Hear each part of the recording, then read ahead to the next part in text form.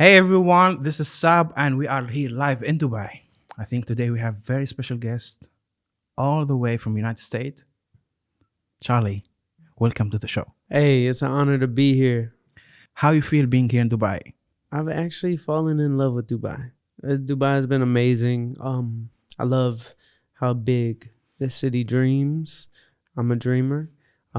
It's been an amazing experience, but I'm really excited to be here with you because you and what you built reminds me so much of what I built in my life. So I'm actually really excited for this conversation.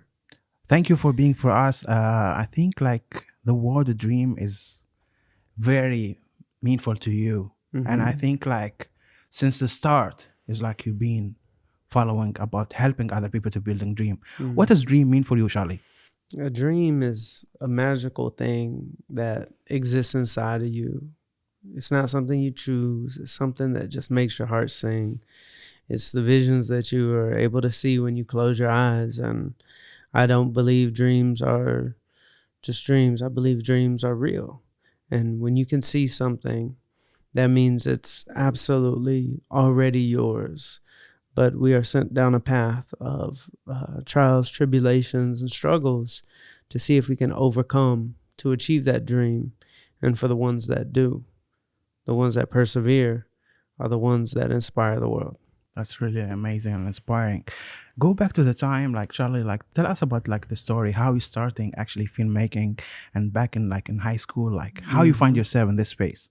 Well, man, I grew up in Atlanta, Georgia, and that was where hip hop was. Like it was like becoming the hip hop mecca. Like obviously, New York and LA like were the originals, but something happened where hip hop was taken over by the South. And in Atlanta, I'm coming up in high school and all my friends started making music. And I just I just knew I had to be a part of it. It was so cool. Like, when you find that thing that makes you just like light up, that's how you know that's where you're supposed to go. And I needed a way in.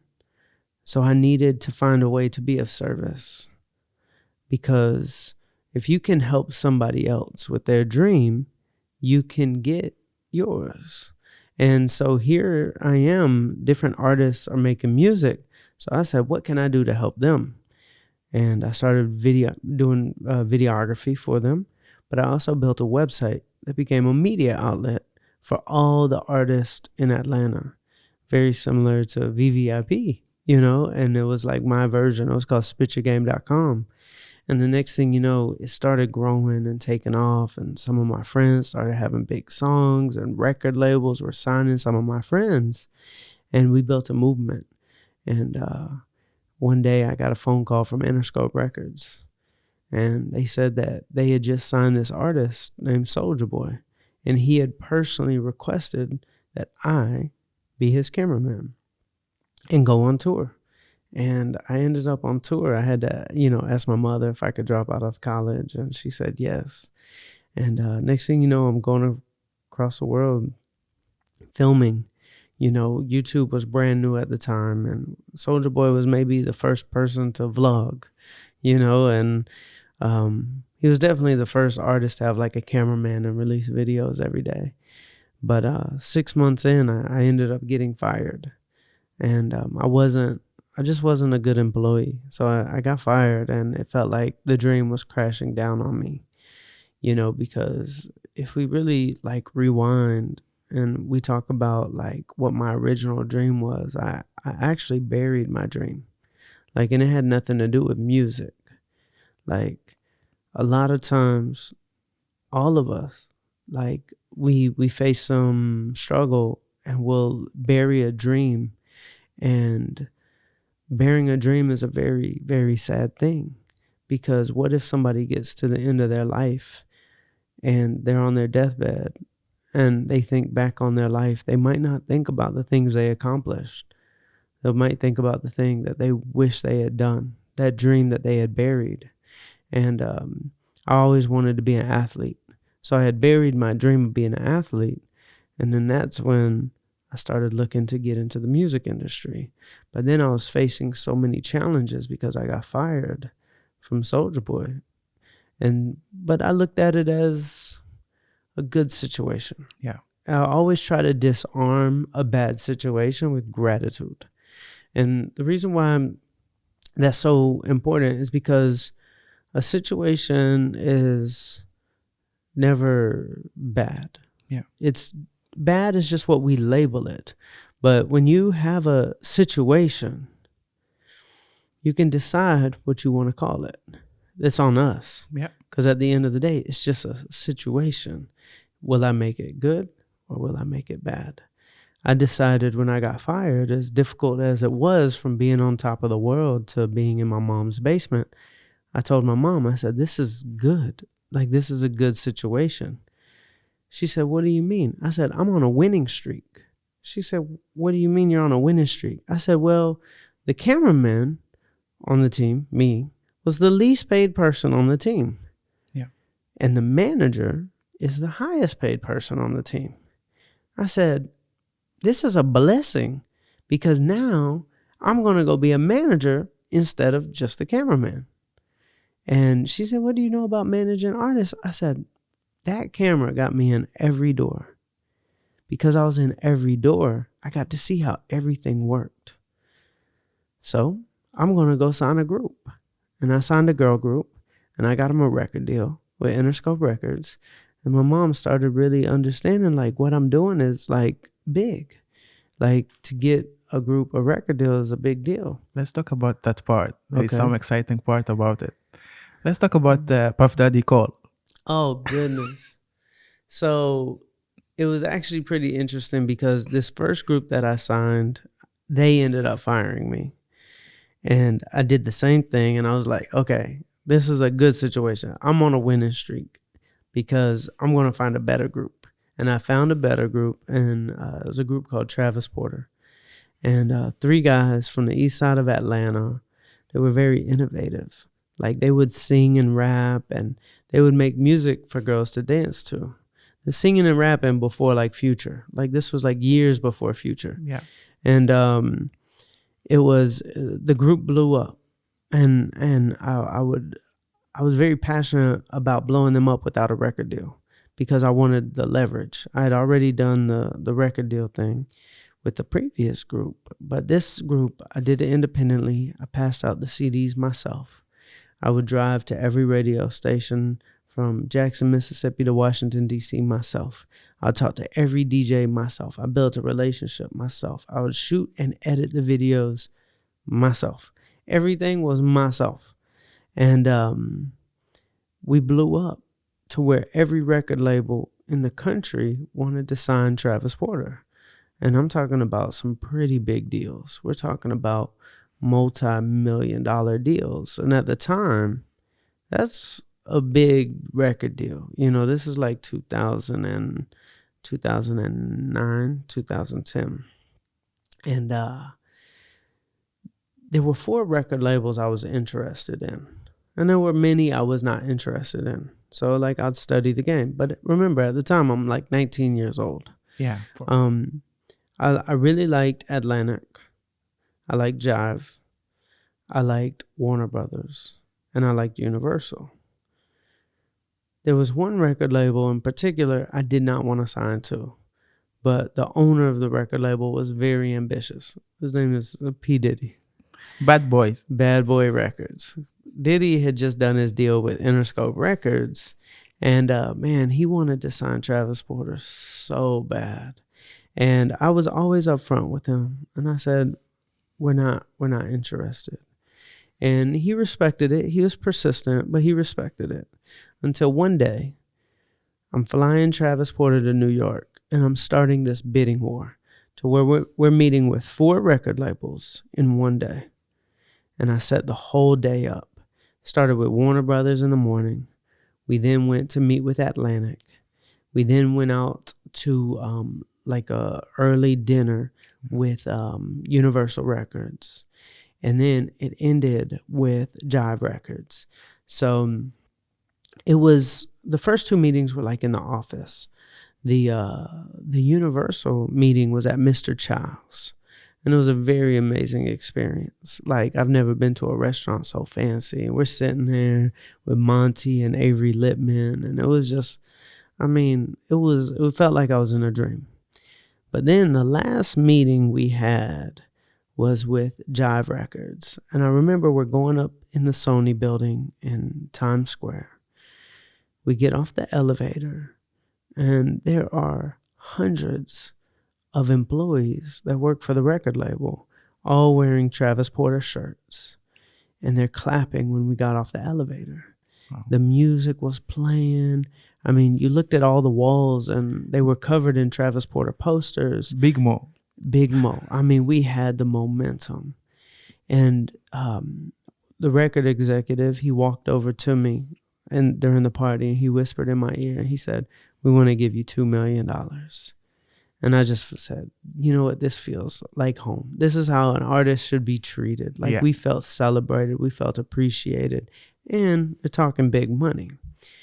So then I go back to my hotel after the day. I'm sending the boys out to the club with one of the record labels. But I'm in my hotel room taking a shower. And I look out and my phone is ringing. And I look down and it says P. Diddy is calling. And I'm like, no, I'm not going to answer this. Because I'm in New York and I know he probably wants to meet with me, but I already told him we're not interested. So I didn't answer. But I look down and he's calling again. And I look down and he's calling again. And, you know, like secretly inside, you really do want to talk to P. Diddy. So I finally called him back after he called me about 5 times. And he started cussing me out. He said, "You're going to come to my city and not give me the respect to meet with me." I was like, I'm getting cussed out by P. Diddy right now. Like, this is not good. And he said, "Charlie, bring the boys over to my penthouse tonight." I said, "They're going out to the club. I'm already in the hotel. I'm gearing up for bed." He's just very persistent. He said, "I'll send a car right now. What hotel are you staying at? Come on, at least show me the respect for a meeting." And he kind of wore me down. Yeah. So I said, "All right, we'll come over." Because, you know, secretly I wanted to go to his penthouse. There's no party like Diddy party. I know. It's just like, dang, like I get to hang out with P. Diddy, you know, like even though I know like he's wearing me down. So we end up going over to his house and I told the group, I was like, "Listen, no matter how fancy his house is, no matter what he says, we're not signing to him." And he sits us down in the living room and he's talking to us about his vision for us. And it sounded great. Like, I mean, he's so persuasive and he's so convincing. He's passionate about his business. Very passionate. Yeah. And also inspirational. And then he said, "Charlie, let me take the boys out to the club tonight." And I said, "What?" I was like, they're already going out with one record label. Like, I can't disrespect them because I already told them they would. He said, "Charlie, let me take them out." I was like, "No." And I'm having to like tell P. Diddy no. Like, it's a very difficult thing to do. And then he said, "Let me talk to you in the hallway." And I was like, "Oh God, I'm in trouble." I'm going to the principal's office. Yeah. And ended up, he put his arm around me. He was like, "Charlie, I know you're trying to be a good manager, but let me take him out to the club." And he just wore me down. And I was like, "All right, you can go to the club." He charmed you. He charmed me. He absolutely did. And he ended up taking Travis Porter to the club. And a rumor started in the newspaper the next day that Travis Porter signed to P. Diddy. And all the record labels that we were talking to got mad at me. And it was very messy for me. So I woke up to phone calls like, "Travis, y'all signed to Diddy? Like, we just met yesterday. You're not even going to give us the courtesy to tell us that you're not signing to us?" You know, so it looked very disrespectful. And I was like, "We're not signing to Diddy. It's just showbiz. It's the show business." Yeah. He figured out how to get in the mix, and it was very impressive. But we ended up losing our record deal because everything fell apart. Like, we were facing so many trials and tribulations. So, like, I got fired from Soulja Boy. I got fired from the girl group. Travis Porter got very hot, had the biggest bidding war. We're negotiating our contract. But our song started falling at radio, and the record label pulled out. The deal went from a $2 million deal to like a $200,000 deal. Like, they like got cold feet because the deal was so big. And they always say, like, fat pigs get slaughtered first. And this deal was so big that they were like, no, like, we've lost faith in this group because the hit single is getting old. But it took months to negotiate the contract. So it was kind of a bad situation. And we just fell right back on our face. And I was like, why am I facing so many trials and tribulations? Like, I'm trying my best and I just keep falling on my face. The money ran out. The shows ran out. And we had to dig in deep to figure out how to get this thing back. And I called a meeting with the group and I said, guys, like, we got to start this engine back up. Yeah. I was like, we gotta start dropping some music. We gotta fight our way back. Yeah. And in the darkest times, sometimes an angel is sent to you. And the angel that was sent to me was this kid who's homeless. And he was an engineer, and I needed an engineer. And he started making beats for us. And the first beat he made was a song called Make It Rain. Top 10 song in the country. Wow. Second beat he made was a song called Bring It Back. Top 10 song in the country. Yeah. And then the third beat he made was a song called A Ladies, number 2 song in the country. And we got our record deal back, and we became one of the biggest groups. And I remember when we had the number 2 song in the country, that's when I signed Two Chainz. Wow. I want to ask another thing that's actually relevant to the current time, because as you know, like, back in time in the music, it's not that easy. You need to have a capital in advance to printing CDs. Mm-hmm. You need to go physically putting CDs in the store, you know? So there is a lot of like logistic, and there is a lot of capital. It's like purely business. So what is your thought on the new school artists complaining where it's just about music to click and upload, where music before is very, very cost, and it's really kind of like, it's not easy to be an artist. So what's your thought? So when I started, I didn't have access to capital. So I had to do what was free. It all started with MySpace comments and messages, but I would do it for 8 hours a day. I looked at it as my job. And if I worked at McDonald's, I would have to work 8 hours a day to receive money. If I didn't, I'd probably get fired and not receive money. So I just looked at it as my job.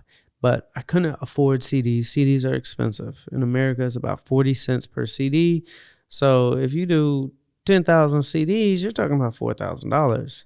But you can pass out 10,000 CDs in a couple of days. So it's like, that's a lot of money. So I couldn't afford CDs, but I had to find a way to get my group heard and seen. But I was living in my mom's basement. Yeah. So it started with MySpace comments. 8 hours a day for months. And they started climbing the charts. But we would also release a lot of music. I couldn't afford music videos.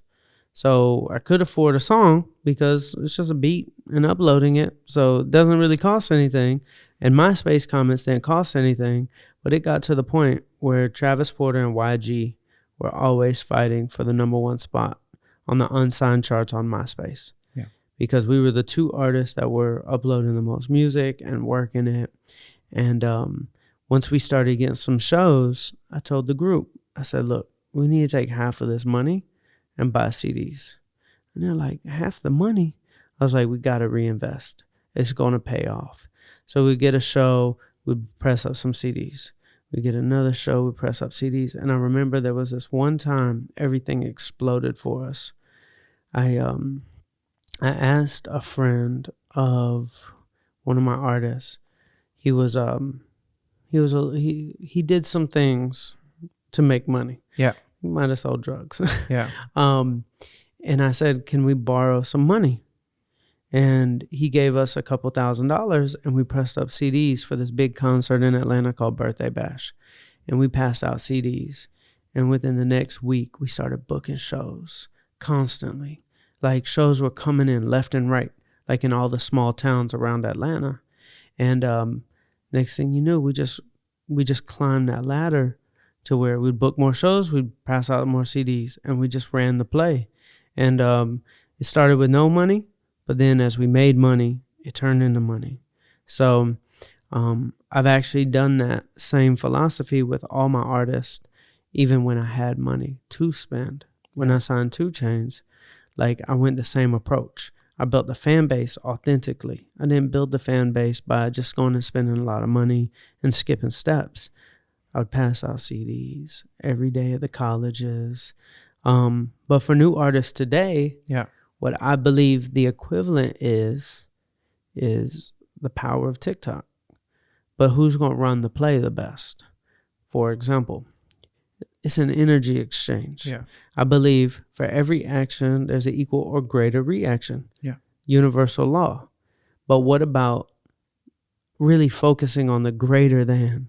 Like, if I do this, can I receive this? Can 1 + 1 = 1,000? I believe so. If I were to manage an artist today, I would go about TikTok in it would be my business model. It's all about having a business model and having a play to run, not trying to do 1,000 things, but a few things. And I would really focus on dancers, and I would communicate. I'd build relationships with dancers who would dance to my songs the same way I built with DJs.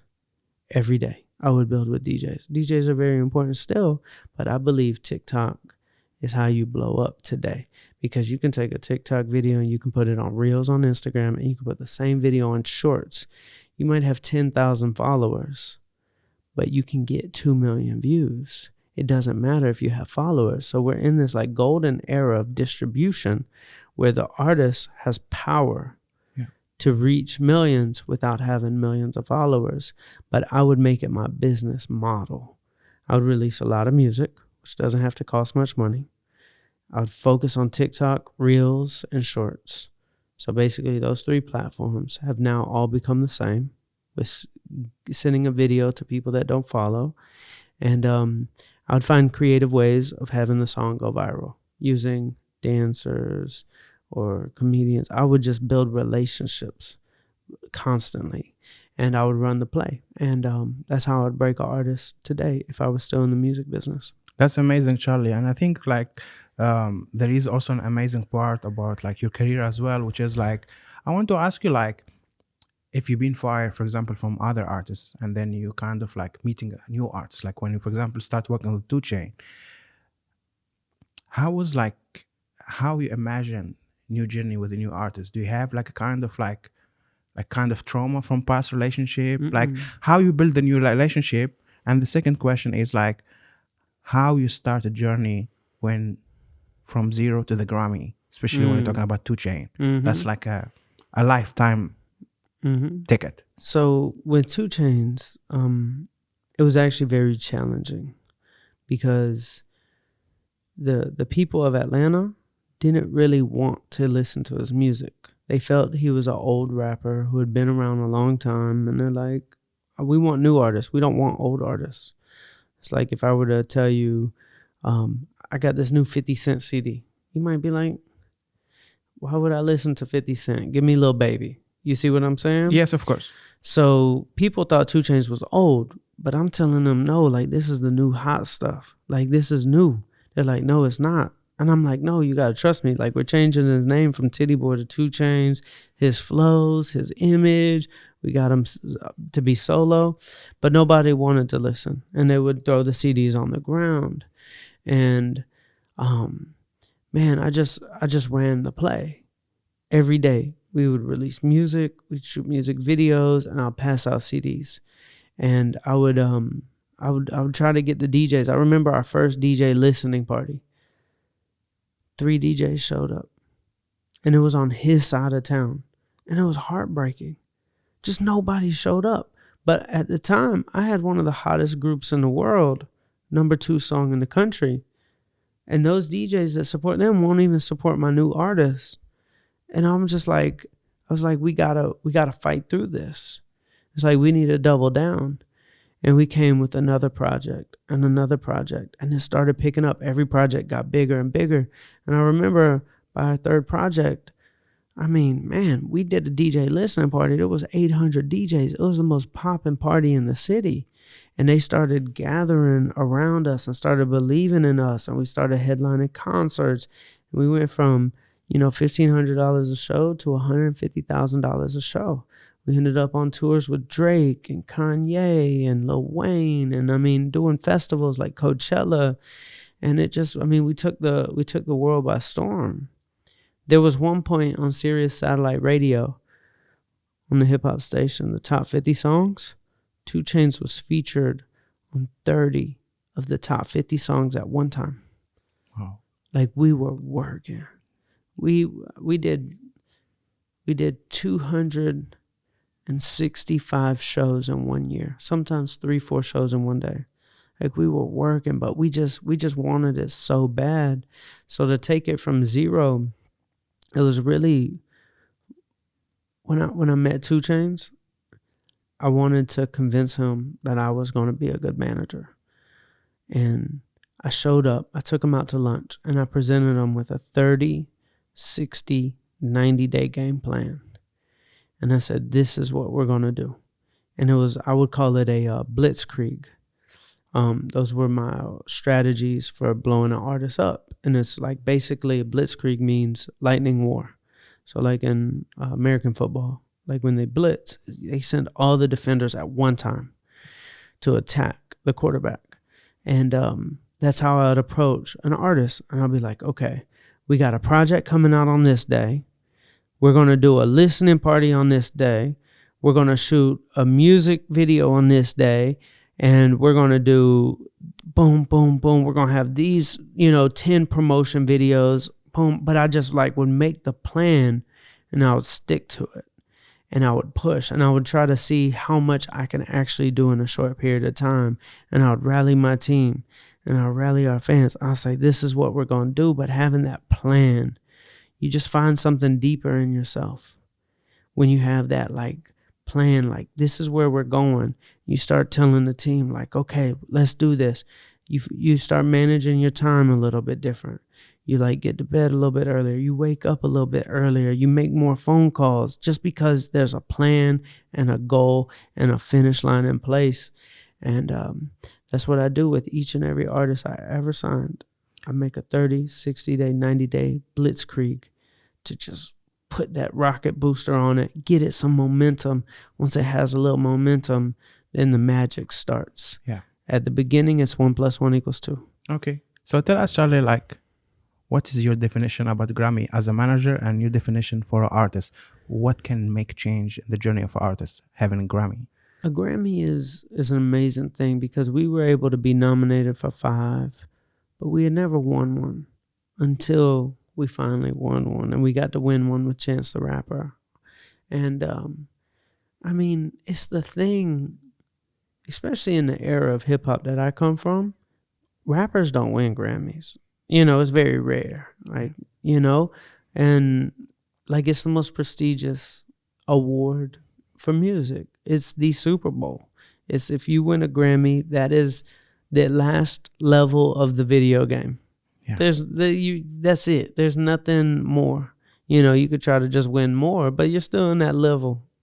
And it changed everything for us. It was such a proud moment. My family understood it. When you get to that level, the people who doubted you start truly understanding you.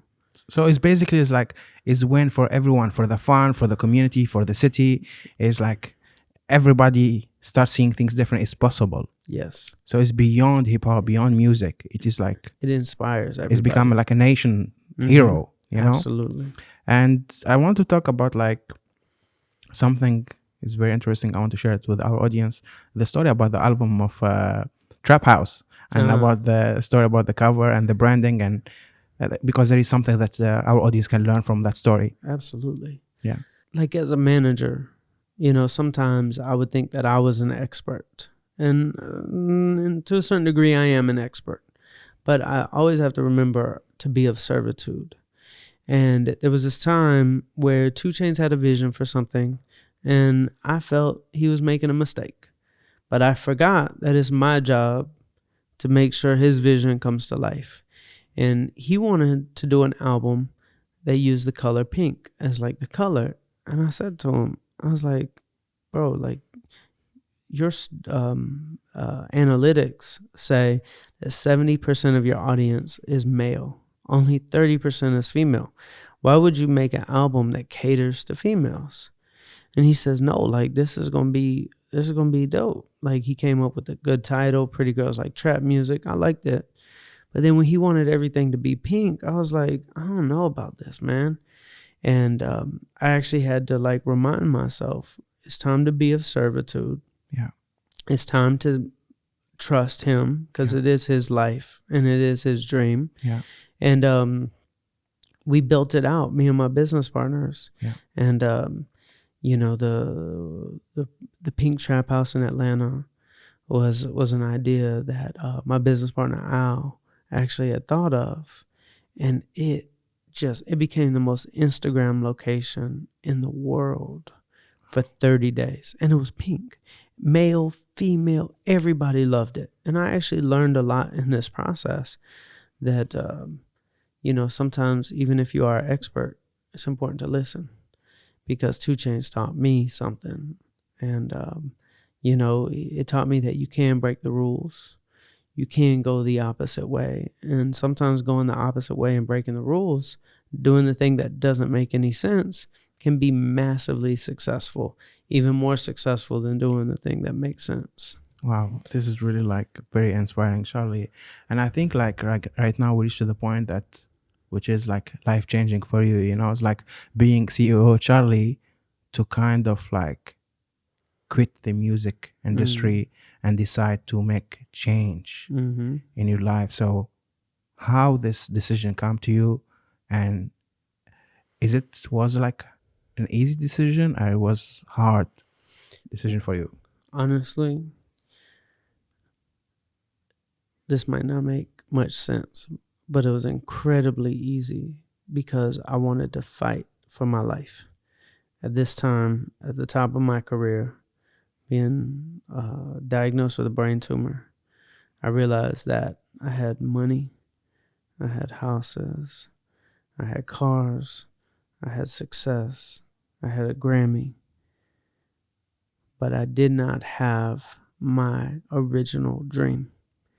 And when I got sick with a brain tumor, I got scared and I got lost, and I felt as if I was at the end of my life.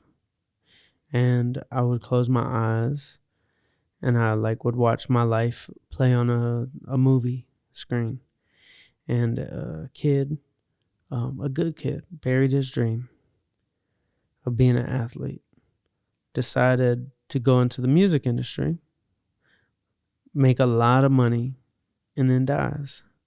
And I said, that can't be that can't be it. I said, and I kept saying, like, my story isn't over yet, with a comma. My story isn't over yet.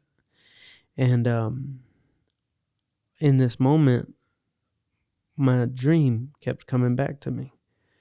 And it made no sense because it wasn't like a career. It was just my dream. But so many times we don't do something because it doesn't make sense. And me being an athlete at the age of 29, when I was 300 pounds and with a brain tumor, it's like, what does my dream have to do with anything at this point? But I knew I had to chase it. And to walk away from a music empire and say the words, I'm going to be an athlete, makes no sense. Like, just imagine, like, just walking away from everything you've ever built to just say, I'm going to be an athlete. My mom was confused. My friends, my business partners, my artists, everybody was confused. Like, what do you mean? And I was like, I just have to do it. It's my dream. And I believe in my dream. And I have these visions. I have these visions that I'm going to be a Nike athlete. And I have these visions that I'm going to do crazy things. And I'm going to achieve my dream. And I'm going to be on the cover of fitness magazines. I'm going to be an athlete. But think about a 300-pound grown man saying those words. And I left. I left to do it. And I manifested every day, and I healed every day, and I reversed my brain tumor, and I did 5 marathons. I lost 130 pounds. I rode my bicycle from Los Angeles to New York. I was becoming an athlete, and I had this vision that I was going to be in a commercial with LeBron James and Serena Williams. And once again, everybody just thought I was crazy. They're like, you don't play for the Lakers. You're not in the Olympics. Yeah. Why do you keep saying you're going to be in a Nike commercial? And I said, it's going to be easy. Like, I see it. It's a dream. And I know dreams come true if you believe big enough and if you dream crazy. And I said, I'm going to make a fan-made Nike commercial. Yeah. I'm going to put it on the internet.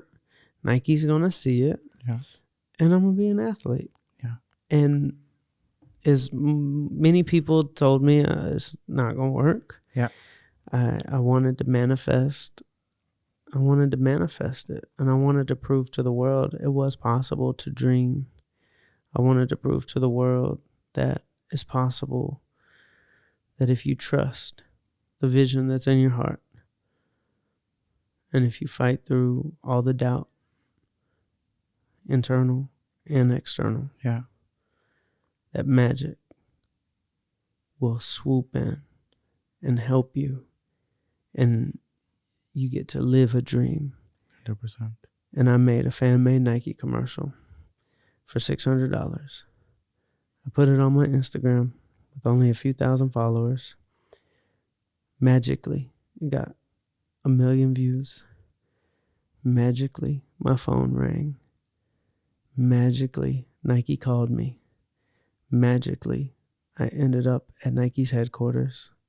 Magically, they signed me as a Nike athlete. And magically, I was in a commercial with LeBron James, Serena Williams. And magically, it ended up being the biggest commercial in Nike's history. Yeah. Dreams are real. Of course, dream is real. It's really like, I advise everyone to check the video of that transition in your life, because it's all in his YouTube channel. And it's really like inspiring, because sometimes people are not able to kind of picturing the story till they watch the video itself. Mm-hmm. So it helps them to see that it's actually bigger than word. It is like a life transformation. And even like you bring me like a story, I would like to share it with you and the audience. There is a French stand-up comedian. His name Gad Elmaleh. This is number 1 in France history as a comedian. Mm-hmm. But he reached to the top. There is no other number beyond number 1. So at certain point, he was kind of like, that's not my dream. I think I can do more. So at one point in his career, he decided to leave France, move to New York, learn English, and want to make it as an English comedian. Mm-hmm. But imagine going to New York as like, is your day one. All your career and fame, you keep it behind you. But it ended up for him to become as well a very good English comedian and have his original show on Netflix. Wow. And by physics, it doesn't make any sense. But he want to try something that is not easy, doesn't make sense. But as a human being, we learn that once it happened, then it become the new makes sense. Because for us, always we need to have a reference in anything to start to make sense. If you don't have any celebrity in your town, you need to have the first one to be able to see it's possible to be something. So I think what we learn from your story, Charlie, is like, it's not going to be easy. It's going to be a lonely journey, especially when you are choosing different directions. And it's the same like a marathon. You need to run and run and run till that day you have a race and you win. There is no guarantees. You just need to take that journey. And I want to ask you about the idea about the Nike campaign, because there is one thing I learned from your journey, which is like, you like to take note. If you have an idea in your mind, you want to manifest it, You add it in your notebook, and I think you have Yes. plenty of books. Yes. Plenty of books. I have one right here. Yeah. Behind me. I know. I want to share it with the audience. Is like how really helpful this process to take down notes on what you want, and actually have, let's call it like a clear blueprint. I want a pink Lamborghini, and not just like I want a supercar. Mm-hmm. So what this help you in this process to be clear of what you want, and that actually achieving the same goal, you take it as a on the paper. I look at my pen not as a pen. I look at my pen as a magic wand. And I look at my notebook as this kind of like this magical, kind of like a spell book. And our words are spells. You know what I mean by a spell? Yeah, like be careful what you wish. Be careful what you wish. Like as I speak, I create. That's what abracadabra means in Aramaic. As I speak, I create. Our words are spells. When you write it down with the magic wand, something happens. There's some energy that's tuned from the heart to the mind, to the paper, to the universe. That just makes it go from an idea to the first step of being real.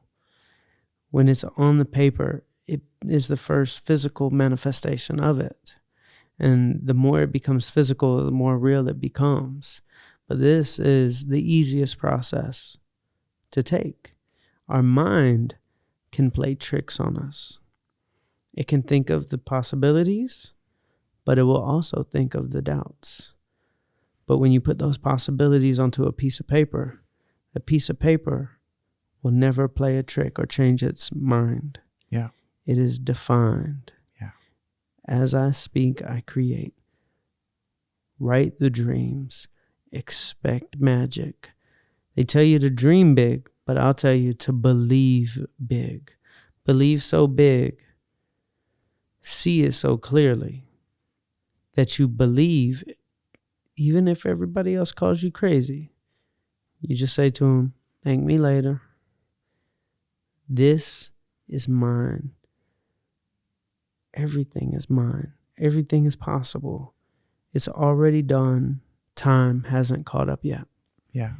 And I think also this part is reflecting to the other side that you talk about it very like many times, which is like the law of attractions. Mm-hmm. Because I think like being an artist manager in very competitive space is like you need to be different breed, you know, to build a network, to be competitive. And I think like you talk about it so much about like how to build new connections, how to reach out for people, you know. And this things is really like, I would like to share it with us is like, what is the law of attraction for you? And what is your way of building and maintaining this relationship with a lot of people in the industry? Well, I'll start with the law of attraction. We are receivers. Think of a receiver as a radio. We are radios. And there's all these blessings. There's all these things that we want that are already there. We just have to find a way to receive it. So think about a radio. If I'm tuned to the wrong frequency, all I get is static. But if I tune to the right frequency, I hear a beautiful song. But let's think about this song. I know we're used to radios, but just think, right now, flying past our face is songs. But they're in the air, they're invisible, and I can't hear them. But they're there. How? How do they take a song, turn it into this invisible thing called a radio wave, just a wave? Yeah. How does a song exist right in front of me right now? Like if I do this, it doesn't disrupt it.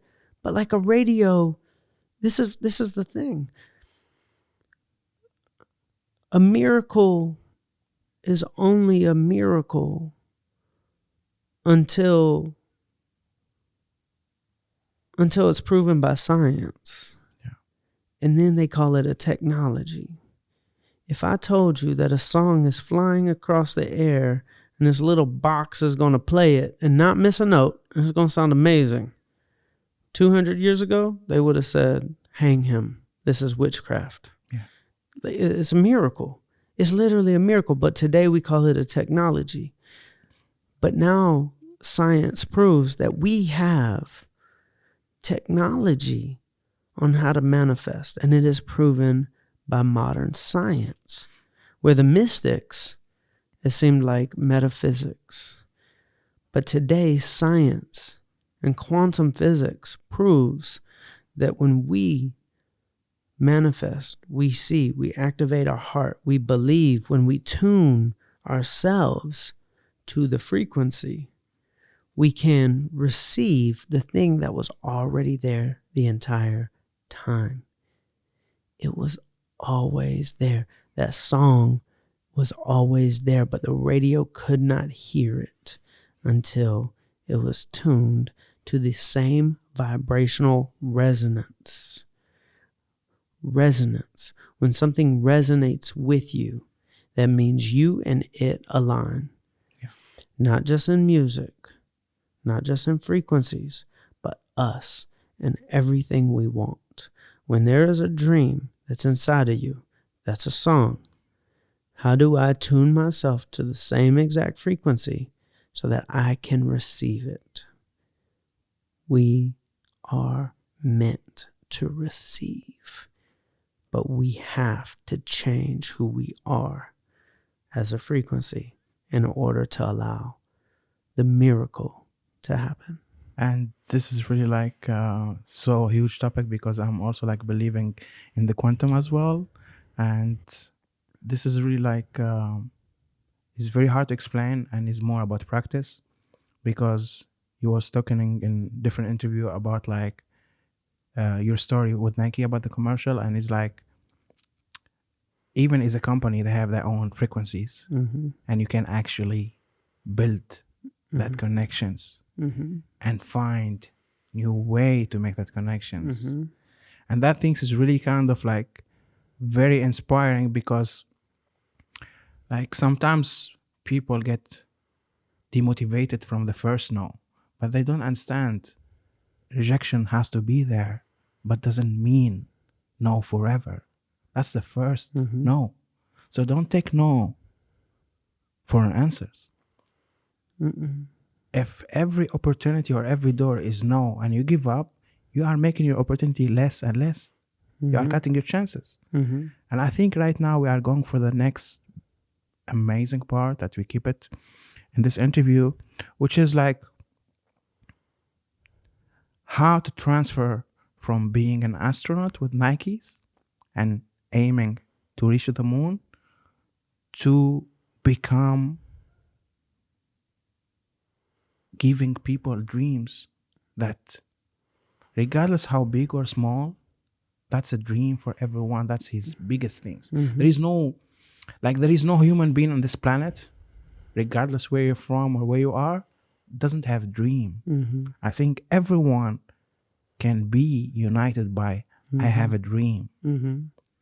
So how you starting these organizations, and I'm really honored to be with you today, because I see how that impact of helping other people making their dreams in realities. Yes. I had a vision when I was sitting there watching the Super Bowl and my Nike commercial came on. And that dream come true moment. And I realized I have my dream. What will I do next? And in that moment, I decided I'm going to spend the rest of my life helping make other people experience the same feeling I was experiencing in that moment. And there's no more magical feeling than the dream come true moment. And I sold my house. I moved into my dream machine, my bus, and I started touring across the country. And I had a vision to build a movement to change culture, which is the same way we change culture in the music industry. Yeah. What if we made making dreams come true a movement to where millions can be involved? Millions are now thinking about their dreams. Millions are talking to each other about dreams, but millions are also coming together to make other people's dreams come true. The most positive, the most high frequency community in the world that can keep going till the billions.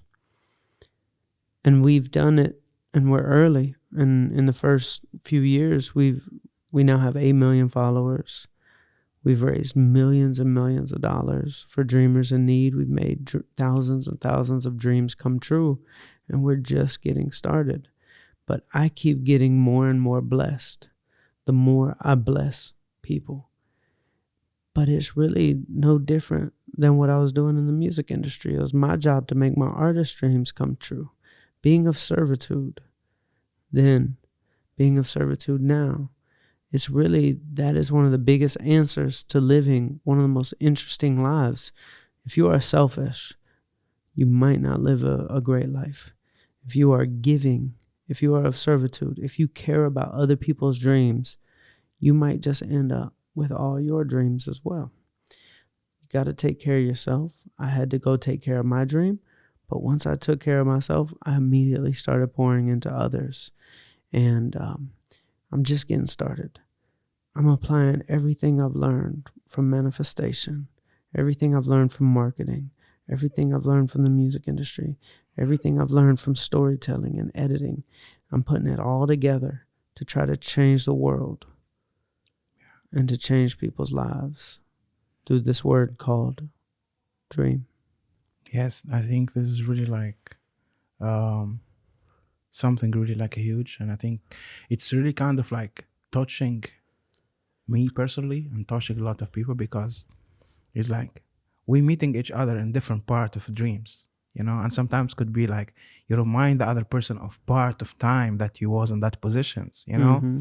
And I think like there is a question here, which is like how you feel as Charlie when you turn somebody problem to hope, to become actually having more faith in life, because it's not only about money here. Some other people like dreams, like the story of the homeless artist that he want his dreams to have his artwork in the museums.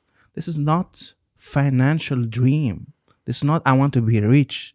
That's he want to put his art and a space where be like, yes, we see you, Mm-hmm. we hear you, Mm-hmm. you are existing. So like what you learn from this past experience, and what is like let's call it like the social impact of multiplying these dreams on a regular basis. When you make somebody's dream come true, there's no higher high, there's no better feeling. The world truly changes because that person is able to see the world in a different light. And the second you change one person's life is the second you change the world. And to be able to do it for somebody in a way of just effort and not only like handing somebody money. That's what philanthropy was and still is. But like, I believe there's a new age of philanthropy where we just try. I have a skill set. I know how to build websites. I know how to do videos. Okay, let me just try to change this person's life instead of giving them a fish. Let me teach them how to fish. But let's bring millions along to where I don't have to do it all by myself. We can do it. We is way greater than me. And the thing about helping people is the cup will never fully fill up. You'll never get to the end. It's an infinity. It's forever. I can go to the end of my life. With Grammys, there's an end. With Super Bowl, there's an end. With sports, there's an end. With helping people, there's no end. Yeah. And I think it's in each and every one of us. Yeah. This innate responsibility to try to leave this place better than when we came. Why that's in us, I don't know. But it's why dreams are in us. Helping people is in us. Yeah. Let's put it all together. Let's try our best to change the world. That's like something really huge, and everyone have to kind of contribute in any way, because in one of the article you have an interview, they've been asked by what is the most person that you would like to meet, and your answer was like my team. Mm-hmm. So what is the role your team play to be helping you to building these dreams, and what does your team mean to you? My team means everything. Like, I get to spend every day of my life with high frequency positive people, when in a world full of negativity and people who step on and stab you in the back. I've been fortunate enough to be surrounded by good people. It wasn't always this way, but I'm very lucky today. And I recommend for anybody, if you want to be surrounded by great people, be bolder with your dream. It attracts really good people that are aligned, that it resonates with. And, being bold attracts all the right people. Thinking small will attract the wrong people. It doesn't resonate. Being bold, the more you are in the frequency of what your purpose is, the more you will attract the people that align with it perfectly. Yeah, I think this is really like is like nothing can be achieved without a team, and nothing can be achieved without the right team who believe in that visions, without having the full picture yet. Because everyone start at some point where just only like you are the leader, and if they feel low, they see you and keep that momentum going, you know. And I think what we learned from your organization is literally about like how everyone having a role to make that dream. So it's not like a one-man show. It's like everyone feel I win too. Yes. By helping to build that dream. Yes. And I think like really like we hope to expand that dream vision to the other side of the planet, because everyone have a dream. Yes. And that model should be really kind of like spread to the rest of the world. I consider like same like a vaccine. People should not pay for a vaccine because it help us getting better. Your solution is so amazing that it could solve a lot of problems in the rest of the world, because I think what we're starting recently to kind of organize, which is like mental health. Yes. People suffering from mental health, people suffering from able to socialize, people suffering from having a conversation. And I think really like I recommend everyone to check your YouTube channels and watch some other people like story and look for a second to yourself and compare your problem and other people's problem, and you feel how much blessed you are. Because if you feel that it's over, it's never over if you don't give up yet. So what is the next for Charlie? What is the future dreams? What is your next year like goal? Like what you want to do next? So I've been building the foundation of this movement, and the foundation has officially been built. The movement, the core, the heartbeat. But now it's time to build the rocket ship. It's time to take this to a global level. It's time to get the biggest celebrities involved. It's time to get hundreds of millions involved. It's time to create the biggest movement. Just imagine the biggest festivals in the world all for dreamers. Artists performing, raising money for dreamers. Tours, raising money for dreamers. Dreamers coming together, talking about their dreams, not just coming to get drunk or do drugs, but like a high frequency experience. We're building the Dream Factory right now in LA. We've got the tours going across America. I want the tours to go across the world. I want the Dream Machine Foundation to not just be a nonprofit or a foundation. Yeah.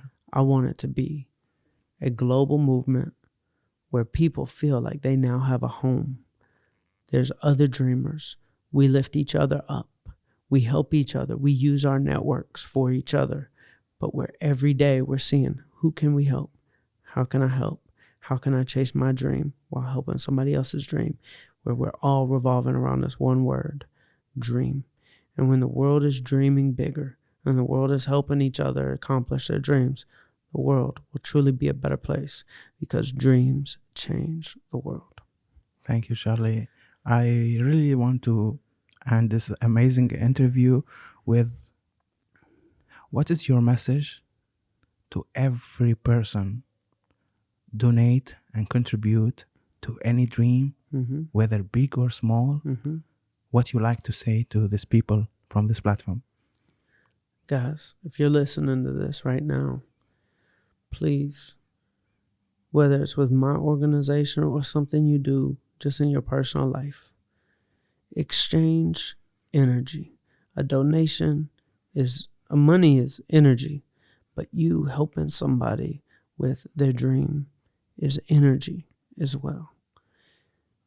If we wake up every day and we do something for somebody, the amount of blessings that come into your life expand. And then you give, and then you receive more. And then don't give to receive, but just wait till you see how amazing your life becomes when you tune your frequency to blessing others. Watch what happens. Try it. There's a reason why every successful person in this world says the golden rule: the more you give, the more you receive. But it starts with you giving. And I just recommend it. That's amazing, Charlie. And always the last question, we keep it for our show, which is like we have a lot of audience from the music industry, a lot of artists, managers.